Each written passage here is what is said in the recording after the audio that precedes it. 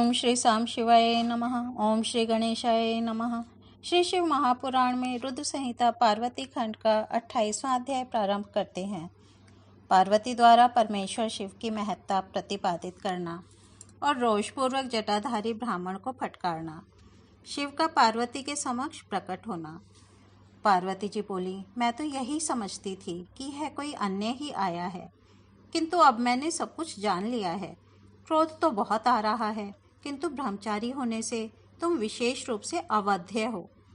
हे देव, आपने जो कहा है उसे मैंने जान लिया, वह सब मिथ्या है, इसके अतिरिक्त कुछ नहीं। यदि आप शिवजी को जानते होते तो ऐसी विरुद्ध बातें नहीं करते। महेश्वर जो इस प्रकार का वेश धारण करते हुए देखे जाते हैं, उसका यही कारण है कि वे लीला करने के लिए ही वैसा वेश धारण करते हैं। आप ब्रह्मचारी का रूप धारण कर मुझे छलना चाहते हैं, इसलिए कुतर्क से भरी हुई ऐसी बातें मुझसे कह रहे हैं। शंकर के स्वरूप को मैं विशेष रूप से जानती हूँ, इसलिए विचार कर यथार्थ रूप से शिव तत्व कहती हूँ। वस्तुतः वे निर्गुण ब्रह्म हैं और कारणवश सगुण हो जाते हैं। जो निर्गुण होकर माया से सगुण रूप धारण करता है, उसका जन्म किस प्रकार ये संभव है। वे सदाशिव सभी विद्याओं के अधिष्ठान हैं। उन पूर्ण परमात्मा को विद्या से क्या प्रयोजन। कल्प के आदि में उन्हीं सदाशिव ने सर्वप्रथम विष्णु को उच्छ्वास स्वरूप से वेद प्रदान किए थे। उनके समान कौन परम प्रभु है। जो सबका आदि कारण है, उसकी अवस्था का प्रमाण कौन कर सकता है। यह प्रकृति तो उन्हीं से उत्पन्न हुई है, फिर उनकी शक्ति का दूसरा कारण क्या हो सकता है।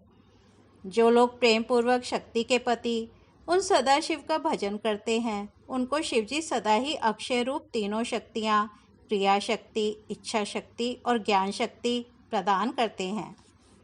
जीव उन्हीं के भजन से निर्भय होकर मृत्यु को जीत लेता है, इसलिए त्रिलोकी में उनका मृत्युंजय नाम प्रसिद्ध है।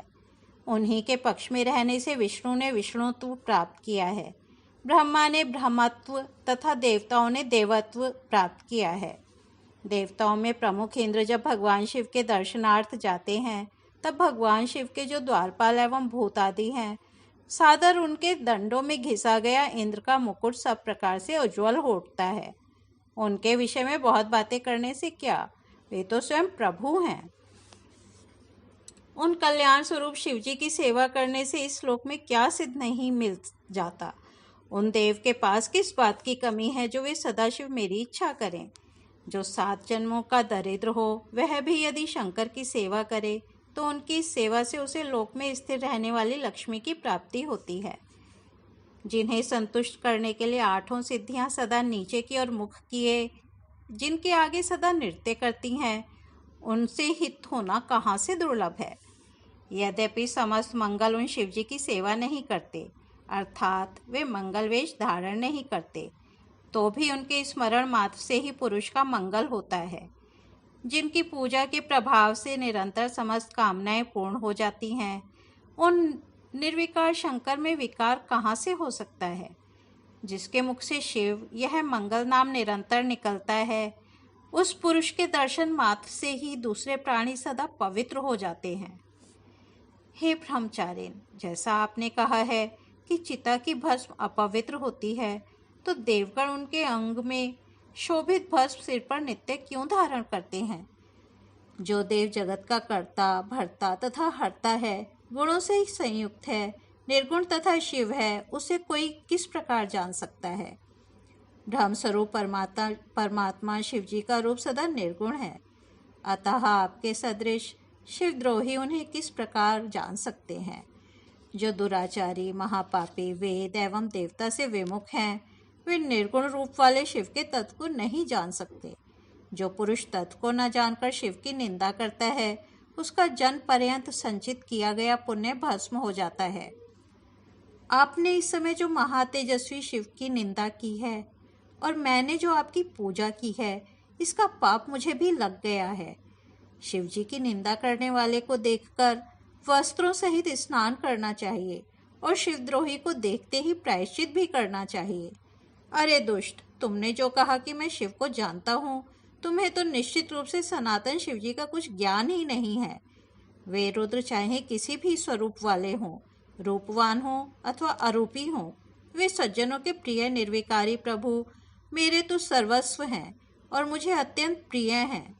उन महात्मा सदाशिव की ब्रह्मा विष्णु भी किसी प्रकार समता नहीं कर सकते। फिर जो सर्वदा काल के अधीन अन्य देवता आदि हैं, वे किस प्रकार उनकी समता कर सकते हैं। इस प्रकार अपनी सत्य बुद्धि से विचार कर मैं उन शिव की प्राप्ति हेतु वन में आकर घोर तपस्या कर रही हूँ। वे ही परमेश्वर, सर्वेश एवं भक्त वत्सल हैं। दीनों पर अनुग्रह करने वाले उन्हीं को प्राप्त करने की मेरी इच्छा है। ब्रह्मा जी बोले, हे मुने, इस प्रकार वे गिरिराज पुत्री मौन हो गईं और निर्विकार चित्त से पुनः शिव जी का ध्यान करने लगी। तदनंतर वे ब्राह्मण पार्वती के इस प्रकार के वचन को सुनकर पुनः ज्यों ही कुछ कहने को उद्यत हुए, उसी समय शिवजी में मन लगाए हुए और शिवजी की निंदा से परांगमुख रहने वाली पार्वती अपनी विजया नाम की सखी से शीघ्रतापूर्वक कहने लगी। पार्वती बोली, हे सखी, बोलने की इच्छा वाला यह द्विजाधम पुनः शिव की निंदा करेगा, अतः इसे प्रयत्न पूर्वक रोको, क्योंकि केवल शिव की निंदा करने वाले को ही पाप नहीं लगता, अपितु जो उनकी निंदा को सुनता है वह भी पाप का भागी होता है। शिव भक्तों को चाहिए कि वे शिव निंदक का वध कर दें। यदि वह ब्राह्मण है तो उसका त्याग कर देना चाहिए और उस स्थान से अन्यत्र चले जाना चाहिए। यह दुष्ट पुनः शिवजी की निंदा करेगा। ब्राह्मण होने के कारण यह अवध्य है, अतः इसका त्याग कर अन्यत्र चलना चाहिए, जहाँ जाने पर यह पुनः दिखाई ना पड़े। अब इस स्थान को छोड़कर हम लोग अविलंब दूसरे स्थान पर चलेंगे, जिससे इस मूर्ख ब्राह्मण से पुनः संभाषण न करना पड़े। ब्रह्मा जी बोले, हे मुने, इतना कहने के अनंतर ज्यों ही पार्वती ने अन्यत्र जाने के लिए अपना पैर उठाया, इतने में ब्रह्मचारी स्वरूप साक्षात शिवजी ने पार्वती को पकड़ लिया। उन शिव ने उस समय जैसा पार्वती ध्यान कर रही थी, उसी प्रकार का अत्यंत सुंदर रूप धारण कर उन्हें दर्शन दिया और पुनः नीचे की ओर मुख की हुई पार्वती से वे शिव कहने लगे। शिवजी बोले, हे देवी, तुम मुझे छोड़कर कहाँ जा रही हो? मैं तुम्हें नहीं छोड़ूंगा। मैं तुम्हारे ऊपर प्रसन्न हूँ। मेरे द्वारा तुम्हारे लिए कुछ भी अदेय नहीं है। आज से मैं तुम्हारे तपो से तुम्हारा खरीदा हुआ दास हो गया। तुमने अपने सौंदर्य से मुझे मोल ले लिया और तुम्हारे बिना एक क्षण भी युग के समान है। हे गिरिजे, तुम लज्जा का त्याग करो, तुम तो मेरी सनातन पत्नी हो। हे महेश्वरी, इसे तुम अपनी सद्बुद्धि से स्वयं विचार करो। हे दृढ़ मन वाली, मैंने तुम्हारी अनेक प्रकार से परीक्षा की। मुझ लोकलीला का अनुसरण करने वाले के इस अपराध को क्षमा करो। मैंने तुम्हारी जैसी पतिव्रता सती त्रिलोक में कहीं नहीं देखी। हे शिवे, मैं सर्वथा तुम्हारे अधीन हूँ, तुम अपनी कामना पूर्ण करो। हे प्रिय, तुम मेरे पास आओ। तुम मेरी पत्नी हो तथा मैं तुम्हारा वर हूँ। अब मैं तुम्हें अपने साथ लेकर पर्वतों में उत्तम अपने घर कैलाश को चलूँगा। ब्रह्मा जी बोले, देव, शंकर जी के इस प्रकार कहने पर पार्वती को बड़ा आनंद प्राप्त हुआ और उन्हें पूर्व समय में तपस्या के कारण जो दुख हुआ था वह तत्क्षण ही दूर हो गया। हे मुनि सत्तम, पार्वती का सारा श्रम दूर हो गया, क्योंकि फल के प्राप्त हो जाने पर प्राणी का पूर्व में किया हुआ सारा श्रम नष्ट हो जाता है। इस प्रकार श्री शिव महापुराण के अंतर्गत द्वितीय रुद्र संहिता के तृतीय पार्वती खंड में पार्वती को शिव रूप दर्शन नामक 28वां अध्याय पूर्ण हुआ। कल हम 29वां अध्याय सुनेंगे। आज यहीं विराम देते हैं। ओम नमः शिवाय।